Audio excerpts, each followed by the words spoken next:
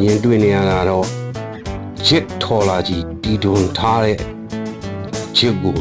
ဆက်နှိုးနေတာပဲဖြစ်ပါတယ်တရုတ်အနီအင်းရင်ကိုတင်ထားတာပဲဖြစ်ပါတယ်ဒါကတော့တောင်ကြီးမြို့နယ်တီရန်ဆွေးကြီးရွာတောင်တူတူကနေပြီးတော့တီထွန်ထားတာပဲဖြစ်ပါတယ်သူကဓာတ်ဆီအင်ဂျင်မဟုတ်ဘဲနဲ့တရုတ်နီအင်ဂျင်ကိုကောက်တင်ထားတာပဲဖြစ်ပါတယ်မြန်မာပြည်တဲမှာဒီလိုတီထွန်ထားတဲ့ဂျစ်မီနီဂျစ်လေးတွေအများကြီးရှိပါတယ်ဒါပေမဲ့ဒီချမ်းပြည်နယ်ဘက်မှာတော့တော်တော်များများ2ဦး3ဦးလောက်ရှိပါတယ်ဒီလိုဂျစ်လေးတွေကို